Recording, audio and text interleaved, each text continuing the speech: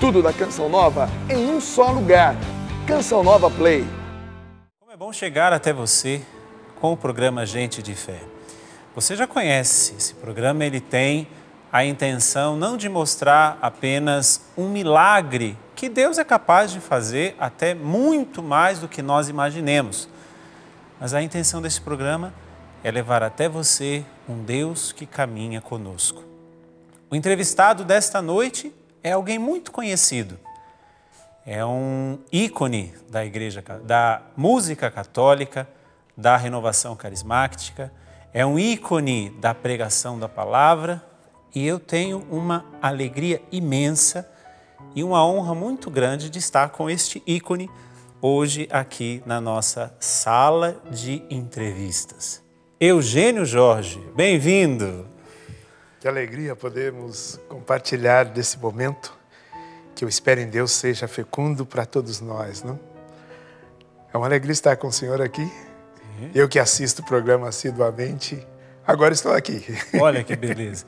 E é uma alegria para nós, principalmente porque nós conversávamos daqui a 2 minutos atrás, que hoje não é o Eugênio pregador, hoje não é o Eugênio compositor, cantor, né? Eu imagino, e até eu mesmo gostaria, como eu gostaria de estar, por exemplo, no programa musical agora, de ouvir você cantando aqui pertinho. Mas hoje nós vamos ter a oportunidade de conhecer um pouco mais do Eugênio, gente, com a sua história, com seus desafios, o Eugênio que é gente de fé e que com certeza mesmo trazendo toda essa bagagem que você traz, essa bagagem, ela só é carimbada como gente de fé por causa de toda uma história que você tem.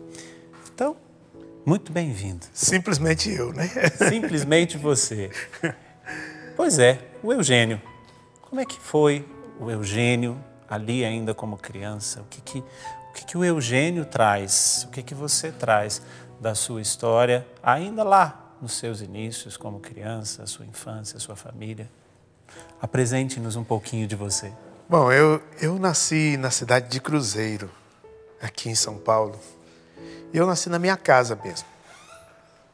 Minha avó foi parteira. Eu nasci num sábado de aleluia. Minha mãe conta que houve até um fato que foi marcante, porque enquanto eu nascia, no quarto da minha casa, meu irmão, que tinha machucado a mão, estava correndo na rua para pegar as guloseimas que jogavam no sábado de aleluia, enquanto eles gritavam aleluia pela rua. Era costume. E os antigos jogavam, os mais velhos, né, jogavam guloseimas, balas, e ele foi pegar essa bala no meio da molecada toda e pisaram na mão dele. E enquanto eu nascia, ele voltou correndo para casa e entrou no quarto enquanto minha mãe dava a luz. Então foi algo marcante nesse dia, nesse sábado de aleluia, em que minha mãe contava e eu dizia, ficava imaginando, nossa, que sufoco minha mãe não passou, não.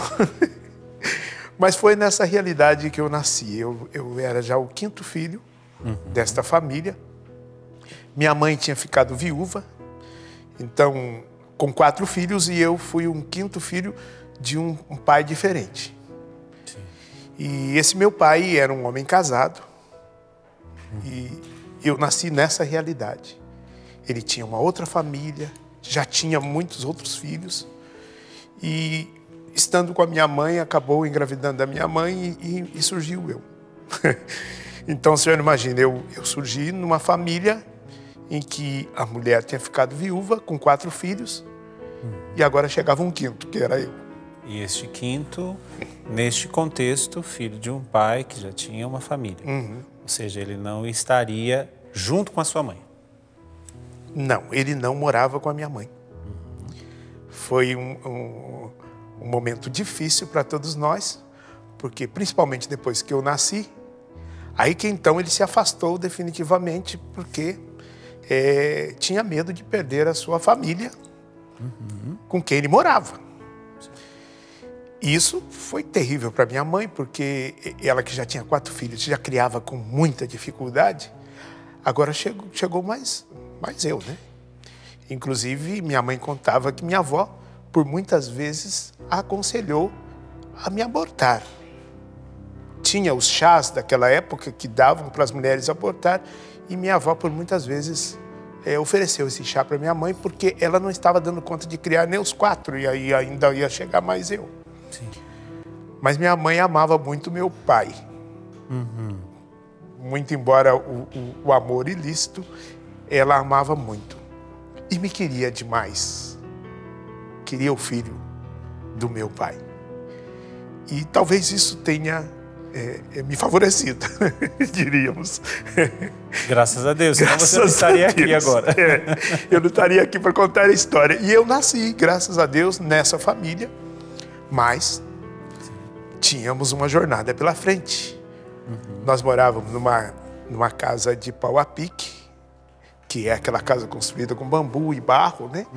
Eram 2 cômodos de pau a pique, onde num quarto dormia minha mãe e a minha irmã, que eu tinha uma irmã que era acima de mim, e no outro quartinho dormiam os 3 meninos.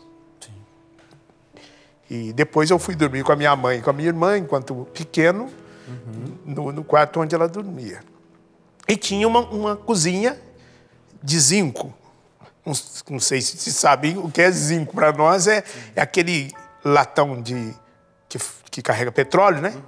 Que se abre, então fazia as paredes de zinco e também a cobertura. Hoje, com esse sol todo, seriam micro-ondas, né? Mas era ali a nossa cozinha. Enquanto você falava, eu fiquei imaginando na temperatura que era ali dentro no verão. E ali ficava o nosso fogãozinho de lenha, né? Sim. Então, o que era quente ficava ainda mais quente. Mas, e foi nessa realidade que eu fui sendo criado. Com muita dificuldade, muita dificuldade. Eu sei o significado da palavra fome com letras maiúsculas, né? Eu me lembro das vezes que a minha mãe não tinha nada para nos dar e ela chorava escondida, né? E eu, como era muito agarrado a ela, sempre que ela estava chorando, eu estava agarrado na perna dela e, tipo, querendo consolar, não? Mas eram dias de muita dificuldade, de termos um pão para dividir com todo mundo. Eu me lembro que minha mãe, às vezes, fazia trabalhos nas casas. Ela era muito boa cozinheira e era convidada para cozinhar nas casas. E, ao final do dia, depois de servir o jantar naquela casa, ela juntava os restos dos pratos, colocava num saquinho plástico, às vezes lavava o próprio prato, e com o caldo daquele prato, onde comeram, ela jogava dentro daquele saquinho, amarrava e trazia já aquela comida com aquele caldo, que nós diríamos, entre aspas, a lavagem, né? Lavagem. E depois colocava para ferver no nosso fogãozinho, nós ficávamos esperando, com o bracinho cruzado. 5. Os 5 ali, até ela ferver aquilo junto e fazer uma sopa gostosa para nós. E aí alguém perguntaria, e vocês eram tristes? Não, nós éramos muito felizes. Porque minha mãe era uma mulher maravilhosa. Uma mulher de fé. Sim. Talvez ela que deveria estar aqui para contar essa história no meu lugar. E foi essa fé da Dona Fiinha, da Dona Maria Madalena, né? Mais conhecida como Dona Fiinha, que foi fecundada no meu coração já na infância, padre. Na infância, vivendo duras provas, né? Que marcaram nossas vidas para sempre. Natal que não existia para nós, né? Minha mãe lavava roupa no rio porque não tinha água em casa e lavava muitas trouxas de roupa. Então a gente saía 5 horas da manhã de casa para ir no rio, que ficava a 4 quilômetros de casa. E todos nós, mesmo os pequenos, tinham que levar uma trouxinha de roupa que ela ia lavar lá no rio. A diferença de idade entre vocês não era grande. O meu irmão mais velho tinha 13 anos quando eu nasci. Depois vinha o outro que tinha 10, o outro tinha 8, a menina tinha 4, 5. Ou seja, porque aí nesse contexto também, como existia essa grande diferença, 13 anos é uma diferença boa, eles também, os mais velhos, ajudavam os mais novos, existia essa fraternidade realmente. Exatamente. Eu lembro que os meus irmãos, por exemplo, iam buscar lenha no campo, né? Lugares distantes, porque naquela época quase todo mundo cozinhava com fogão de lenha, então era uma dificuldade de encontrar lenha. E às vezes eu ia junto, pequenininho ia junto. Depois ficava cansado, eu não aguentava a caminhada que eles faziam. E aí eles ficavam bravos, porque além de carregar o feixe de lenha, ainda tinham que me carregar. Né? Não trago mais você! Mas são coisas que eu me lembro com saudade e com profunda gratidão. Porque foi nos forjando. Nossa família, meus irmãos e eu, sobretudo, tenho assim a clara convicção de que fui forjado no sofrimento. Mas fui forjado. Sou o homem que sou, né? Constituí uma família hoje, mas fui forjado no sofrimento. E você trazendo isso, é aqui que nós somos moldados, forjados, como você está dizendo. Porque, primeiramente, não existe vida sem sofrimento. Verdade. Por mais que nós queiramos fugir dele, não existe. Não existe escapatória. Aí, diante do sofrimento, eu tenho duas opções. Ou eu finjo fugir dele, mas eu não consigo, ou eu pego ele e me torno, como você bem disse, eu me deixo forjar pelo sofrimento e me torno uma pessoa boa. Sim. Até a dinâmica do cristianismo é esta, porque nós pregamos um Jesus, um Deus crucificado. Ninguém te ama como eu. Não vou pedir para você cantar, não. Deus apaixonante. Um Deus apaixonante. Mas é justamente porque todo e qualquer tipo de sofrimento deve nos fazer melhores. E aqui está o ponto. Mas você, diante de tudo isso, eu fiquei com uma dúvida. E o seu pai? O meu pai desapareceu. Os meus primeiros 7 anos de vida foram sem ele. Sim. E eu não o conhecia. Até que, depois eu vim saber, né? Já adulto, mas meu pai era um homem complicado, assim. Porque minha mãe não foi a única mulher com quem ele teve filho fora do casamento. Ele teve outros filhos. Sim. Tanto que hoje eu encontro com pessoas na rua que dizem, eu sou seu irmão. Eu digo, verdade. Então, meu pai, além da esposa dele, com quem ele teve muitos filhos, Sim. ele também teve filho com outras mulheres. Outras mulheres. Meu pai, José Eugênio da Silva. O Eugênio vem daí? Vem daí. Minha mãe amava meu pai. E colocou o nome dele em mim. Sim. E ele era conhecido também como Zé Grilo. Porque meu pai também era um pouco brigão, violento, assim. Gostava de uma encrenca. Entendi. E ele trabalhava num frigorífico e andava sempre com faca, coisas desse tipo. Naquela época, os homens eram, para ser forte, precisavam mostrar as armas, né? Então, de tempos em tempos, essa história que depois eu vim saber, né? Porque eu não acompanhava, eu era criança. Ele fugia da polícia e recebeu o nome justamente de Zé Grilo porque ninguém escondia no mato como ele. Quando ele fugia da polícia, que ele caía no mato, a polícia desistia de procurá-lo porque não encontrava mais. Era o Zé Grilo, era o grilo no mato, não? Ninguém acha mesmo. Ninguém achava. Então, esse meu pai, ele ficou longe de nós, não me conhecia por 7 anos. Então, esses 7 anos que eu vivi com a minha mãe foram 7 anos onde, né, a gente ganhava uma lata d'água para passar o dia com aquela lata d'água, né? A gente, nossa, eram dias de muita dificuldade. Até que um dia estávamos lá e chegou aquele homem que minha mãe conhecia bem, apaixonada por ele ainda. E aquele homem chegou e disse, voltei, estou aqui. Ele tinha sido mandado, os próprios filhos tinham expulsado ele de casa. Sim. Por causa da violência que ele dele. tratava, a própria família. E a minha mãe o acolheu na minha casa. E ele foi, então, viver com a gente. E aí, então, começou um dilema para mim, né?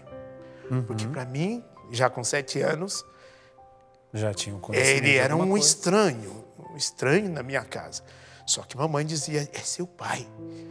E eu dizia, não pode ser. Né? Onde ele estava quando nós passamos tantas necessidades, não? Onde ele estava? Quando eu vi os meus amiguinhos no colo dos pais e eu olhava e falava, será que eu tenho o direito também? Onde ele estava? Quando os amiguinhos iam de encontro com seus pais chegando do trabalho, né? Eu morava numa descida, no morro, e era assim, as imagens ficavam claras para mim, do pai de alguém apontando lá embaixo, subindo o morro, e o menino descendo correndo para encontrar o pai. E eu dizia, por que não eu, não? E de repente esse homem aparece, e foi difícil para mim. Dos 7 anos de idade até os 16 anos, foi sofrimento, porque eu tinha que conviver com um estranho que se dizia meu pai e que, por vezes, queria bater em mim quando eu fazia uma arte ou alguma coisa e eu não dizia como, ele não tem direito de fazer isso. Nesses momentos em que ele queria bater, ok. Mas e nos outros momentos? Ele pelo menos dava alguns fachos de luz de querer realmente reconhecer o erro que ele tinha cometido, de querer reconhecer o filho que ele tinha. Ele deu nesses de quase 9 anos de idade, né? Dos 7 aos 16, ele deu algum facho de esperança de que ele queria mudar de vida? Não. Sim, o meu pai tinha lapsos de muita bondade, às vezes nos surpreendia. Né? Bondade com as pessoas, amigos da rua, pessoas que passavam necessidade e bondade para conosco mesmos. Mas eu nunca lhe dei o direito de vir a mim como pai. Um limite. Sim, tinha um limite. Eu estava ferido, profundamente ferido. E eu não tinha ainda essa experiência de Deus que eu tanto necessitava. Você já conhecia, você já você já tinha ouvido falar deste Deus, mas ainda não tinha experimentado este Deus. Experimentado. Isso te levou até onde, Eugênio? Eu fui fazer essa descoberta justamente aos 16 anos. E aos 16 anos foi quando eu tive o meu encontro pessoal com Jesus. E ele trouxe um alento. E eu percebi que era possível eu perdoar. Mas era uma caminhada longa. Como é que foi esse encontro? Esse encontro com Jesus foi... Eu gostava muito de samba. Era sambista. Minha família toda era de samba, do samba. E meu irmão mais velho era o presidente da escola de samba. Lá na minha cidade, no bairro em que nós vivíamos. E era tudo muito simples. Mas aquilo era como, mal comparando, a gente esperava o ano inteiro por aquele final de semana de carnaval. Como paralítico na beira da piscina, esperando mover a água. Aquele era um momento de alegria que a gente tinha. Sim. Então a gente se preparava com tudo. Eu era percussionista. Eu era da bateria da escola de samba. Era a minha paixão. A música já estava dentro de você desde sempre? Não estava. Eu não tinha nada a ver com a música. Eu tinha a ver com o ritmo. O ritmo. Com a percussão.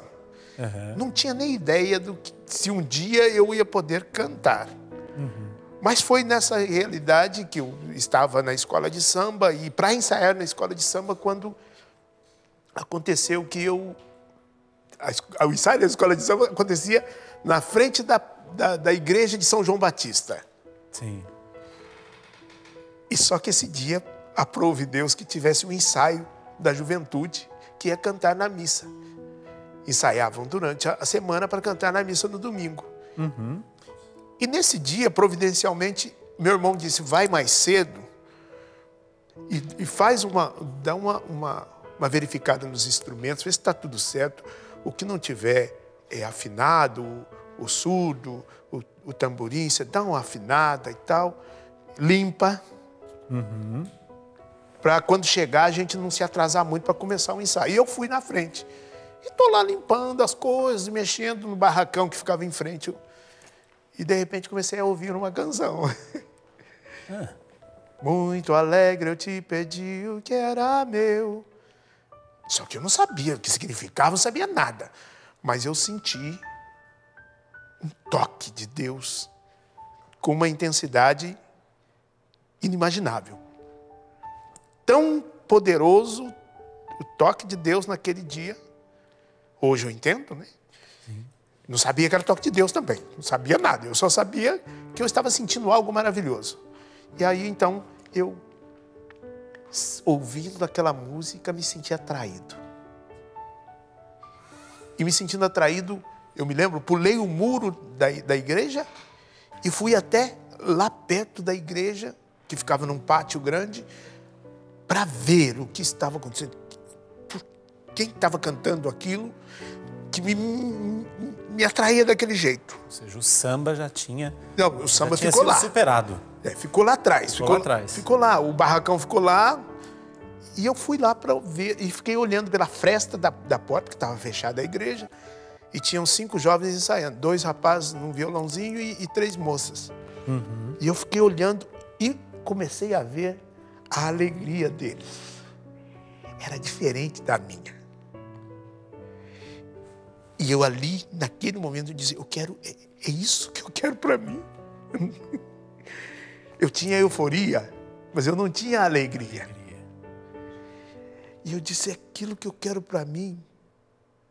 Mas parecia uma loucura naquele momento, era tudo muito confuso para mim. Mas uma coisa era certa, algo estava acontecendo no meu coração que eu não sabia explicar. Voltei para o barracão, fechei o barracão e fui para casa. Mexido. Não, naquele dia eu já não fui para o ensaio. E fiquei atordoado.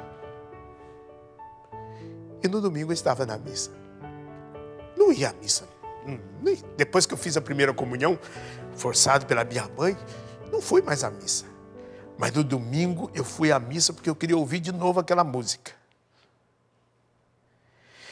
E eu ouvi de novo aquela música. E aí lá na missa eu entendi. E ali já tinha um grupo de jovens que acontecia depois da missa e eu já fiquei no grupo de jovens. E dali, padre, é uma longa história aqui. Dali é uma longa história e eu vou segurar um pouquinho porque eu vou deixar agora na expectativa para o segundo bloco e tentar colocar agora para você lembrar quando você teve este toque de Deus. Padre, mas eu nunca experimentei. É essa a minha intenção.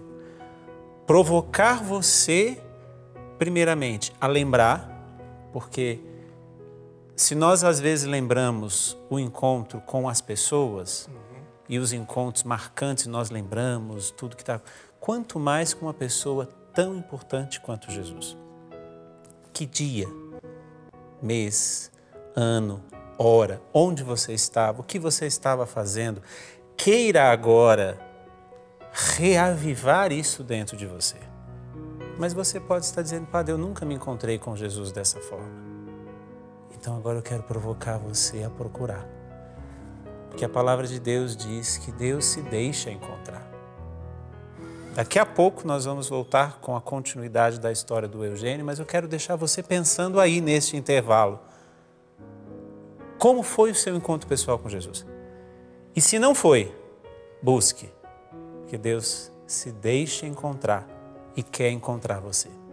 Não saia daí, daqui a pouquinho a gente volta. Nós já voltamos e eu fiz uma pergunta no final do primeiro bloco.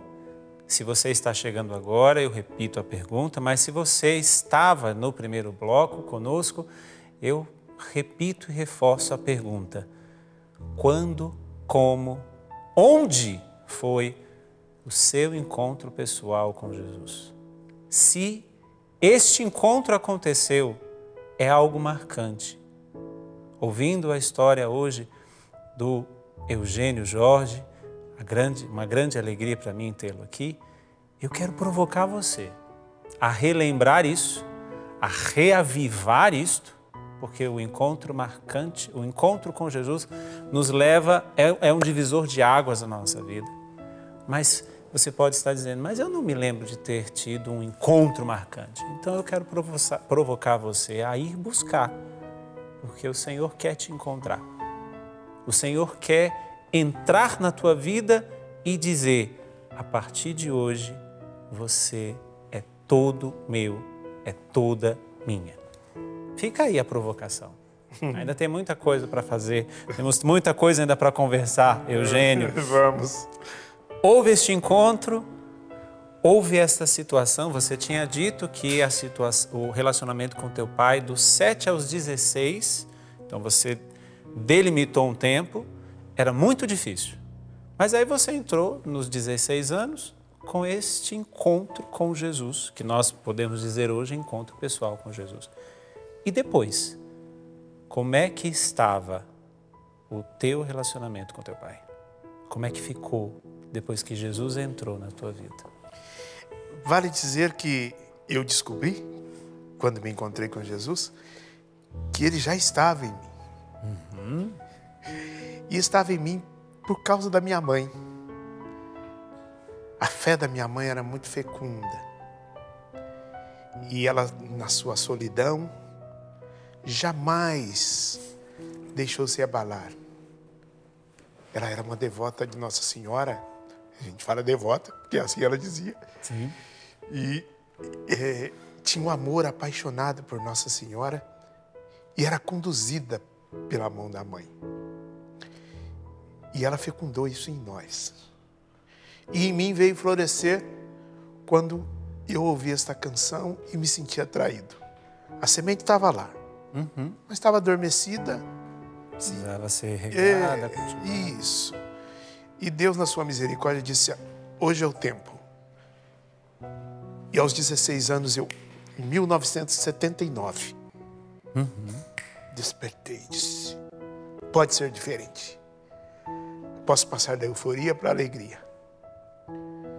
E aí então começou uma nova jornada.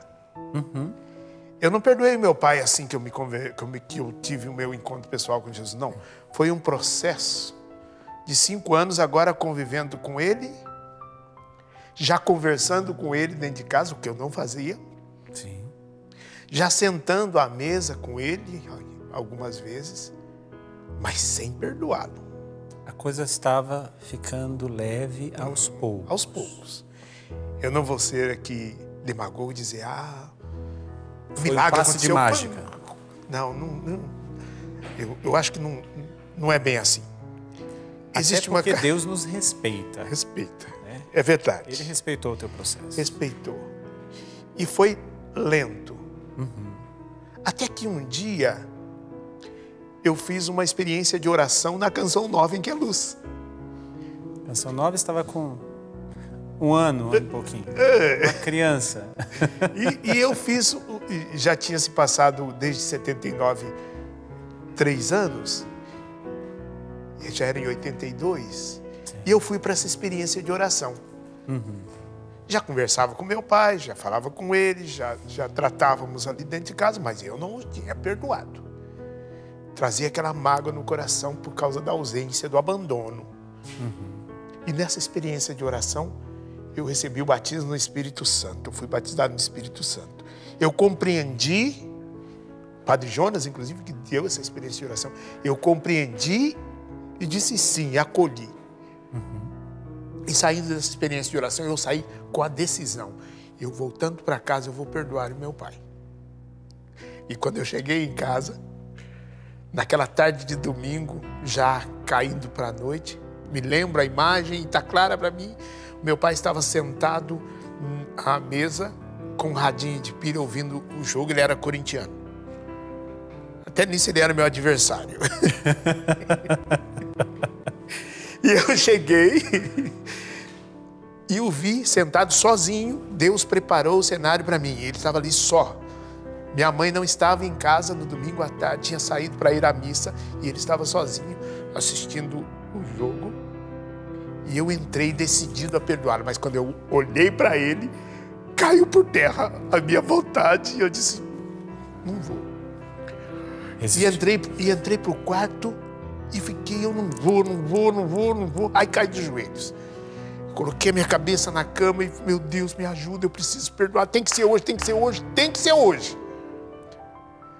E teve um dado momento, padre, por incrível que pareça, eu dei um murro no peito e disse, eu sou um homem, eu sou um rato. Tem que ser agora. E fui lá e o meu pai, me lembro que ele estava sentado e tinha uma garrafinha de pinga, ele tomava pinga, em cima da mesa e o copinho. Ele já tinha tomado umas 3, eu acho. Estava meio de fogo. E eu sentei do lado dele e disse, não importa, vai ser hoje. Pai, comecei a falar das coisas que tinham acontecido, que eu tinha sentido, abri o coração.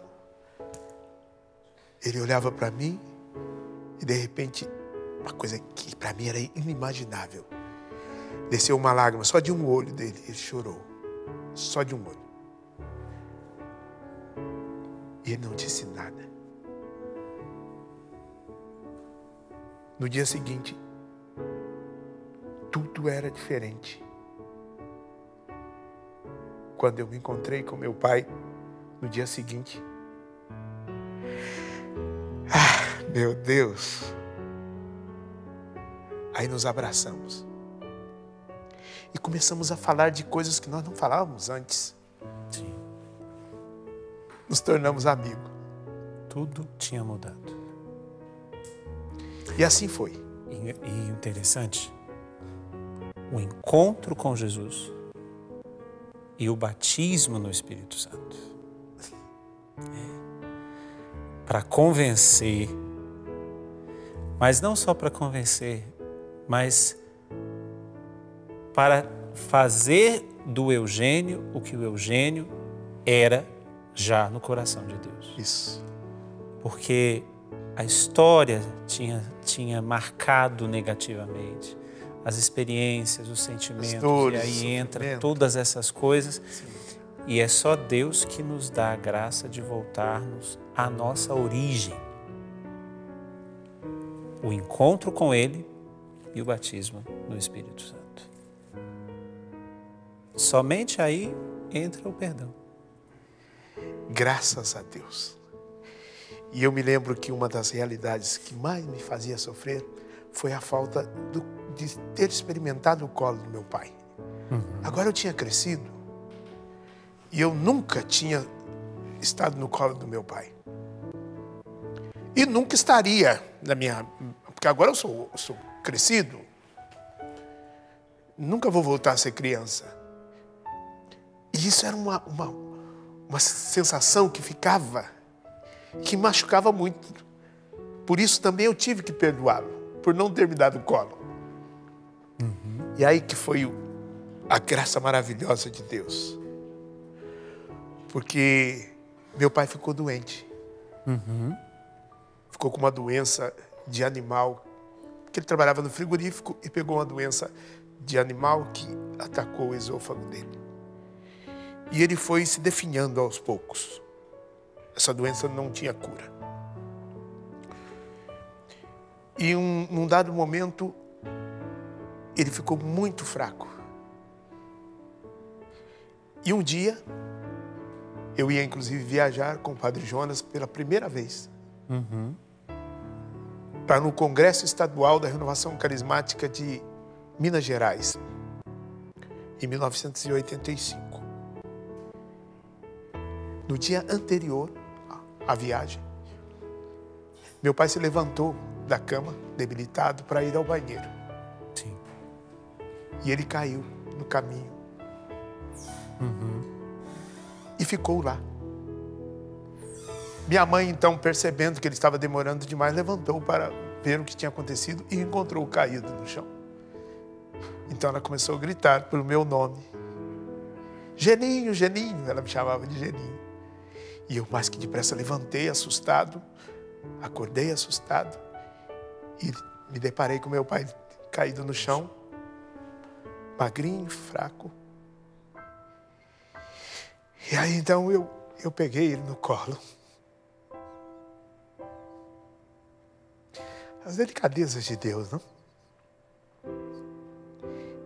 E no dia que eu conversei com ele, eu falei sobre isso.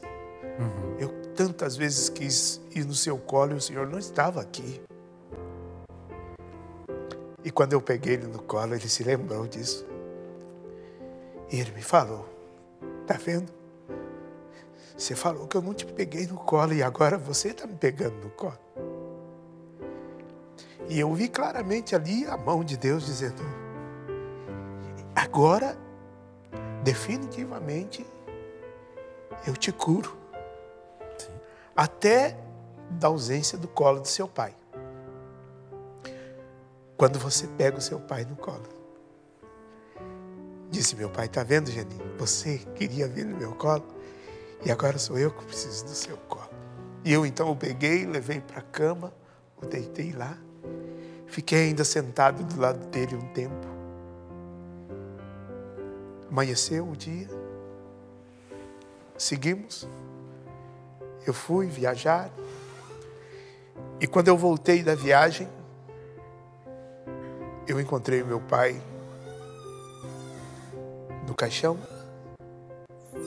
na sala da minha casa, com a minha mãe sentada ao lado.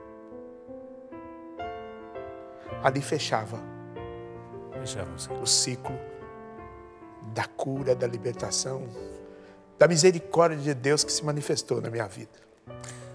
A cura de Deus que não curava apenas o filho, que precisava do colo do pai, mas potencializava o pai que você iria se tornar. Né? O pai de uma geração, o pai de 5 filhos, enfim, que nós vamos falar daqui a pouco, mas ao pegar o teu pai nos braços, Deus cura o filho e potencializa o pai que você iria se tornar. Mas antes de nós prosseguirmos, tem gente que quer conversar com você. Vamos lá aqui. Para mim, falar de Eugênio Jorge é muito fácil. Em 82, eu convidei o Eugênio para cantar no Rebanhão. Ele era magrinho ainda. Ele nem namorava a Marta, sua esposa, mãe dos seus 5 filhos. E ele era fazer o back. Mas aquela voz ali atrás, já naquele tempo, ela destacava. Depois criando uma amizade de mais de 40 anos. É um dos irmãos que eu mais amo. Se não for o que eu mais amo, o Eugênio Jorge é meu irmão. Nas horas mais tristes, eu penso aquela cara preta dele. Eu olho, se fecha aquela cara preta, dou risada sozinho. E eu sei que ele faz o mesmo comigo. O Eugênio é muito feliz, muito alegre, mas é um cara muito sofrido.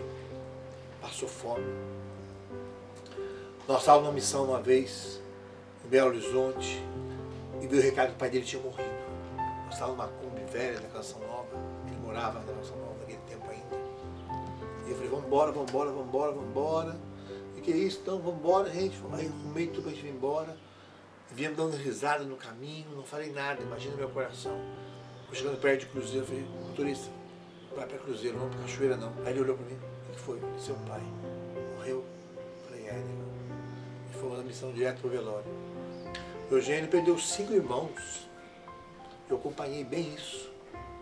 um momento doloroso, difícil.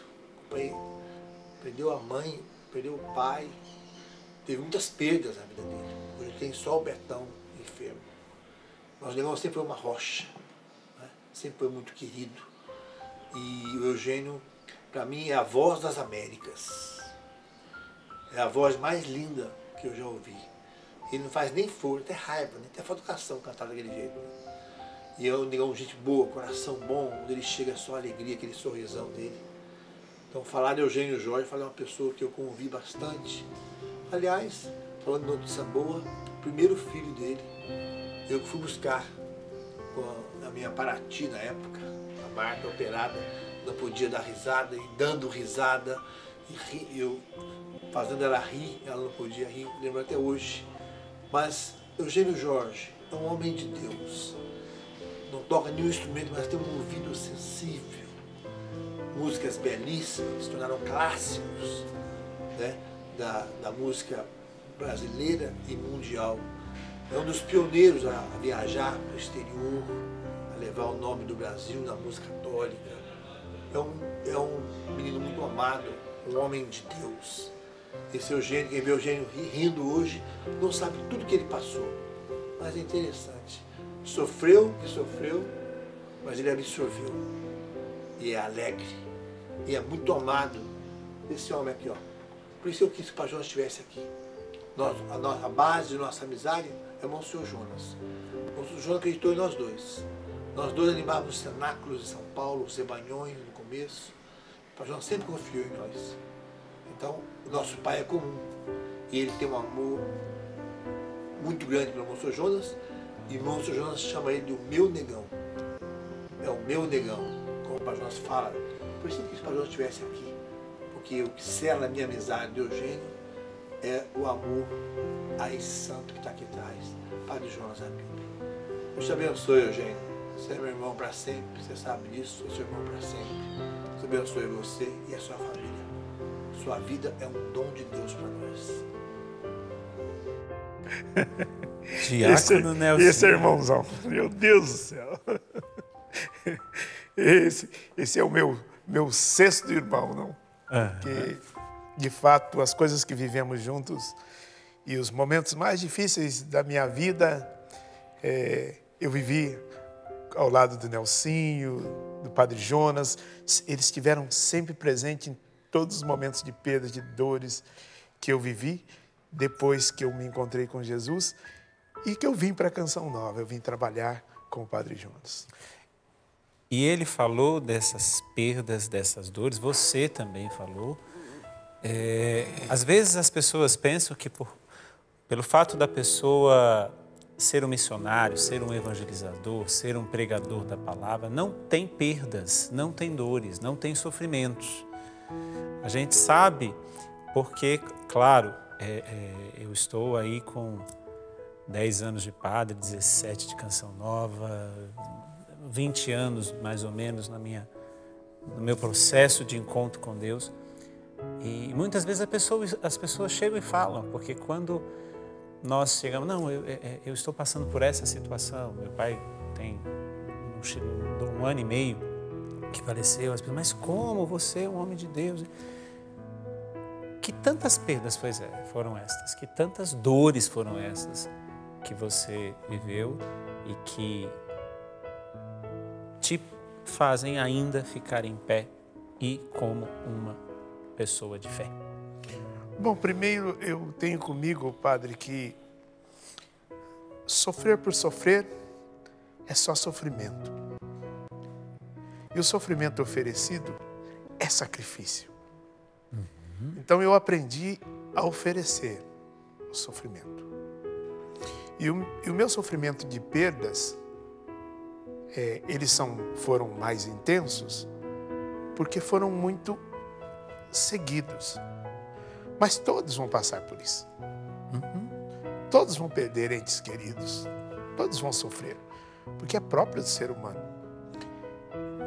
No meu caso, depois que meu pai faleceu, 8 meses depois, uma irmã minha, jovem, 33 anos na época, faleceu também. e deixando 2 meninas que vieram para ser criadas pela minha mãe e por mim, que era o arrimo da família. Passados 5 meses, morreu um outro irmão meu. Dentro do meu quarto, teve um ataque, como chama, derrame cerebral.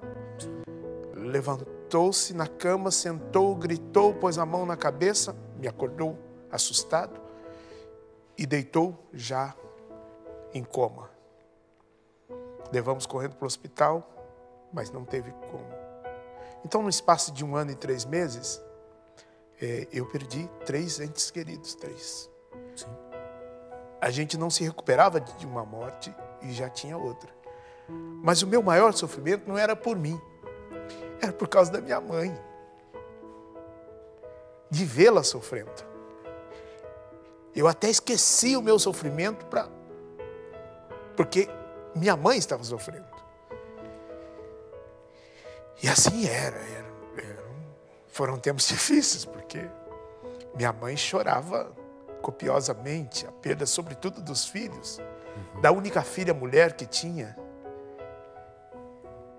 Muito doloroso.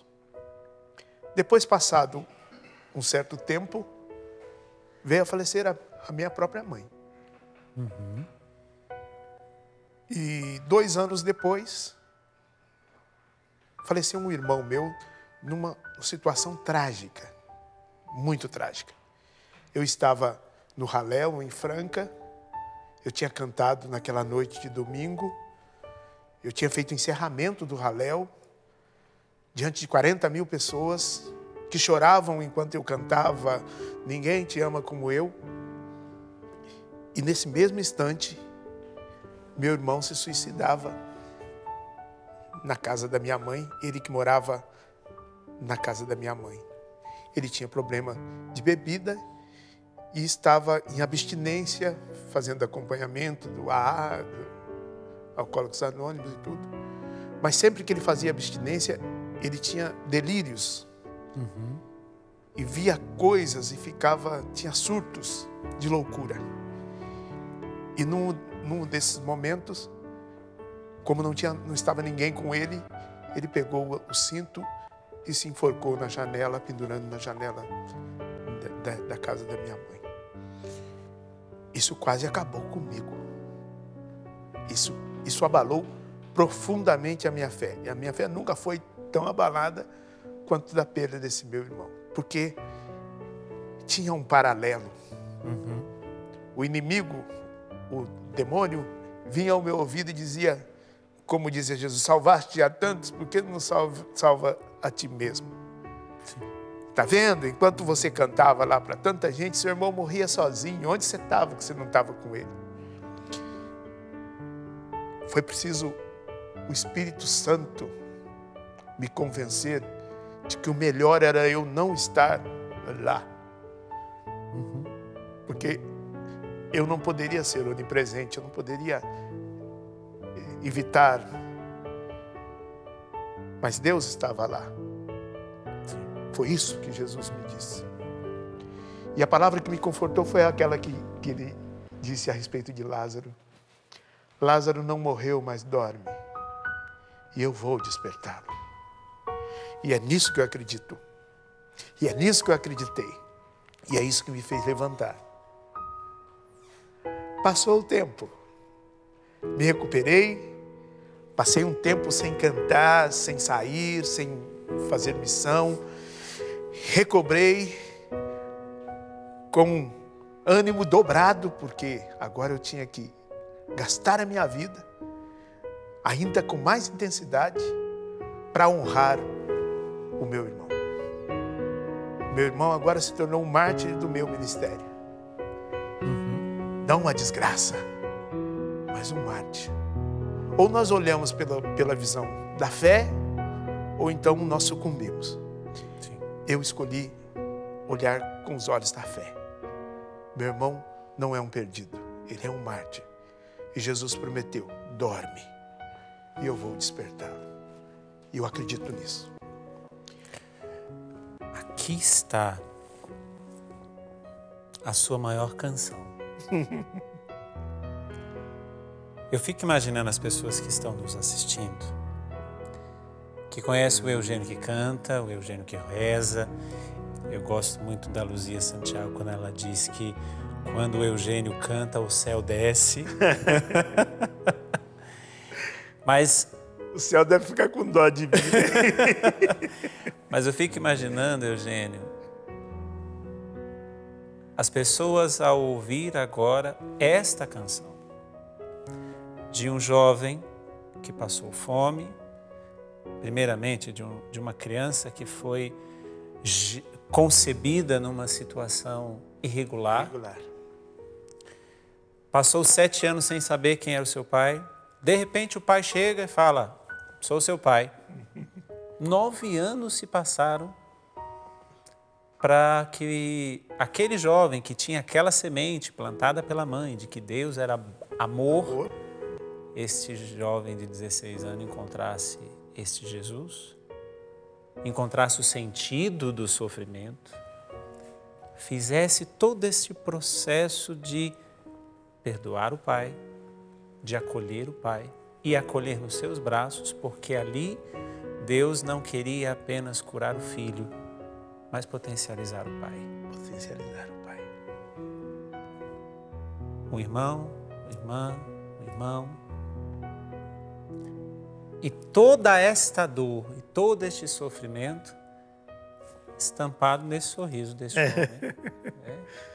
Esta eu posso dizer para você que é a melhor canção que eu ouvi você cantando. E eu tenho certeza que todos aqueles que estão nos acompanhando também. Eu diria para o senhor, né? Ainda tem um fechamento, porque há 3 anos atrás eu perdi o meu irmão mais velho.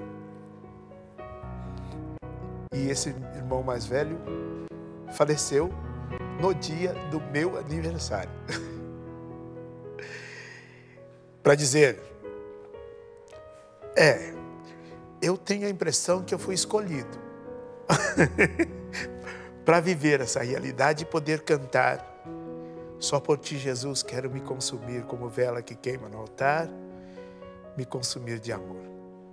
Não canto com sofrimento, ai, que dor, que lamentação, porque tudo isso aconteceu comigo. Não, canto com gratidão e com vontade de me consumir. E mesmo na dor, diz a canção, quero seguir até o fim. E mesmo na dor. Porque às vezes a gente imagina que seguir Jesus tem que ser nas alegrias. Seguir Jesus. Só que a dor torna mais fecunda a nossa vida. E eu aprendi isso, Padre. E aqui está o exemplo da melhor canção. E Deus te deu, no dia do seu aniversário, como presente, o céu para o seu irmão. O céu para o meu irmão. Eugênio, eu poderia ficar aqui a noite toda. Né? Mas nós sabemos que em pouco tempo, realmente, é muito enxuto para fazer. Mas eu quero, antes de nós encerrarmos, fazer o convite para você e não vou nem esperar a sua resposta. A Canção Nova está fazendo 40 anos. 40 anos. E você faz parte dessa história. Sim. Como o diácono Nelsinho mostrou, tem muita história para ser contada. Eu quero convidar você a voltar aqui neste programa para falar dessa fase da sua vida. Eugênio Jorge e Canção Nova. Eu te agradeço muito e eu digo, e eu tenho certeza que todos que estão nos vendo, esta foi a melhor canção que você cantou. Amém. Que Deus te abençoe. Amém, meu irmão. Muito obrigado.